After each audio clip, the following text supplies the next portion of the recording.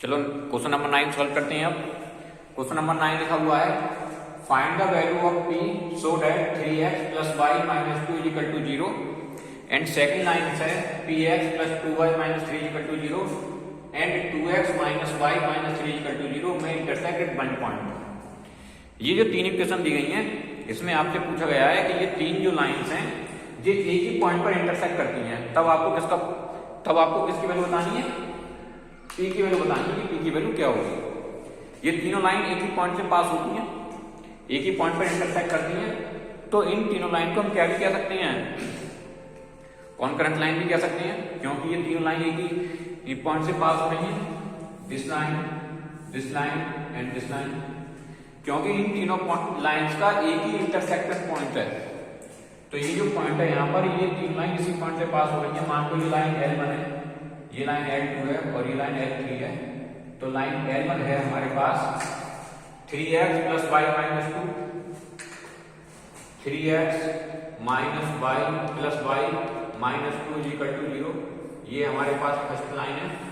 फिर ये second line है हमारे पास px plus 2y minus 3 is equal to 0 and जो हमारे पास थर्ड लाइन है 2x minus y minus 3 is equal to 0। तो गाइस यहां पर आप देख रहे हैं, ये बताया क्वेश्चन में p की वैल्यू आपको फाइंड करनी है, जिसके लिए ये तीन लाइन एक ही पॉइंट से इंटरसेक्ट होती हैं। तीनों लाइन एक ही पॉइंट से इंटरसेक्ट होने का मतलब ये है कि इनका एक ही कॉमन पॉइंट होगा, एक ना एक ऐसा पॉइंट है जो तीनों लाइन को क्या करेगा, सेटिस्फाई करेगा।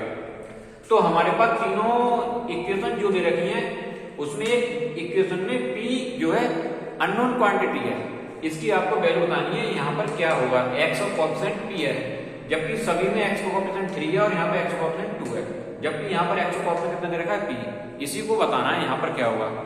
तो इस तरह के जो क्वेश्चन होते हैं, आप जानते हैं हमने कई बार क्वेश्चन आपको कराया है कि जो इस तरह के क्वेश्चन आते हैं उसमें तीनों के कॉमन पॉइंट को देखेंगे, तीनों का कॉमन पॉइंट होगा वो ही इन तीनों को सेटिस्फाई करेगा।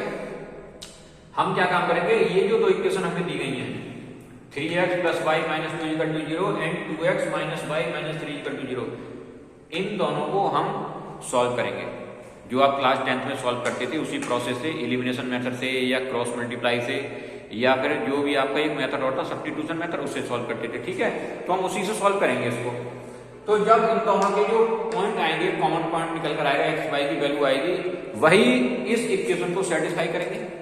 ठीक है, ये क्वेश्चन ये भी हो सकता था कि find the value of p if this equation this and this are concurrent line. ठीक है, कॉन्करेंट के लिए भी हम यही प्रोसेस अप्लाई करते कि इन दोनों इक्वेशन को सॉल्व करते, x और y की जो वैल्यू आती वो हम यहाँ पर यूज कर लेते हैं उनकी, x की जगह पर x की वैल्यू, y की जगह पर y की वैल्यू लगाकर p की वैल्यू आ जाती है। ठीक है, इसी तरह का जो क्वेश्चन है जो हमें 9 दे रखा है, इसी तरह का एक क्वेश्चन और है, वो है क्वेश्चन नंबर 10। ठीक है, उसको भी करेंगे हम अभी, लेकिन उसमें हमें इक्वेशन दूसरी फॉर्म में दी गई है और यहाँ पर जो इक्वेशन दी गई है जनरल फॉर्म में लिखी हुई है। हम इन दोनों को बड़ी आसानी से सॉल्व कर सकते हैं और जो भी पॉइंट निकल कर आएंगे वही पॉइंट इसके लिए भी सेटिस्फाई करेगा। ठीक है, तो पहले हम इन दोनों को सॉल्व करेंगे, एक्स वाई की वैल्यू निकालेंगे और एक्स वाई की वैल्यू यहाँ पर सेटिस्फाई हो जाएगी। ठीक है, तो देखिए कैसे करेंगे। तो हमारे पास जो इक्वेशन बन दे रखी है, equation 1 3x plus y minus 2 is equal to 0 and जो सेकंड इक्वेशन है हमारे पास ये वाली, इन दोनों को सॉल्व करेंगे। ठीक है, 2x minus y minus 3 is equal to 0। ठीक है, हम क्या काम करेंगे, इसमें एलिमिनेशन मेथड या सब्स्टिट्यूशन मेथड या क्रॉस मल्टीप्लाई मेथड, किसी भी मेथड से इनको सॉल्व करेंगे, हम निकालने की कोशिश करेंगे। तो यहाँ पर देखेंगे हम दोनों इक्वेशन को अगर ऐड कर लेंगे, ये इक्वेशन 1 है और ये इक्वेशन हमारी कौन सी है, 2 है। तो देखते हैं हम दोनों को क्या कर लें, ऐड कर लेंगे। अगर हम ऐड करेंगे तो 3 और 2 कितने हो जाएंगे, 5x हो जाएंगे और y से y कैंसिल हो जाएगा, 3 और 2 कितने हो जाएंगे, 5 is equal to 0। 5 घट जाएंगे तो 5x is equal to 5 positive और 5 से 5 कैंसिल, तो x is equal to कितना आ गया, 1 आ गया। अब आप x की वैल्यू किसी भी इक्वेशन में आ सकते हैं, इक्वेशन 1 में, इक्वेशन 2 में, जैसे इक्वेशन 1 है और इक्वेशन 2 है, तो आप वैल्यू लगाकर put x is equal to 1 in equation 1। आपने 1 में इक्वेशन लगाई है x की, तो आप देखते हैं 3 1 plus by minus 2 is equal to 0, तो 3 1 जा 3 by minus 2 is equal to 0, 3 में से 2 गए 1 और 1 घट जाएंगे तो क्या करेंगे माइनस के 1 आ गए।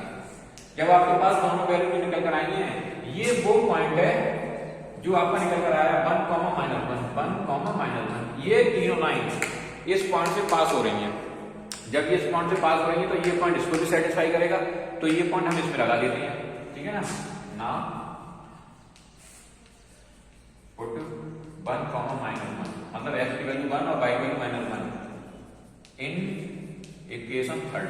जो थर्ड इक्वेशन हमारे पास है L3, ठीक है, इसमें लिखेंगे तो ये इक्वेशन हमारे पास है 2x minus y minus 3 equal to 0, तो 2 ऐसे ही x की जगह कितना आ जाएगा 1 माइनस y और y कितना आ जाएगा -1 माइनस 3 इक्वल टू 0, ठीक है। 2 1 जा 2 minus plus y minus 3 equal to 0। अब 3 बाई 2 है माइनस के 1 बचे, ठीक है। ये गलत हो गया है क्योंकि हमें इसमें नहीं लगानी है इक्वेशन, ठीक है, क्योंकि हमें किसकी वैल्यू निकालनी है, इसमें निकालनी है। तो इक्वेशन कौन सी वाली है, इक्वेशन 2, इक्वेशन 2 है ये हमारी, ठीक है ना। तो ये लिखा हुआ है px plus 2y minus 3 equal to 0, क्योंकि हमें p की वैल्यू निकालनी है।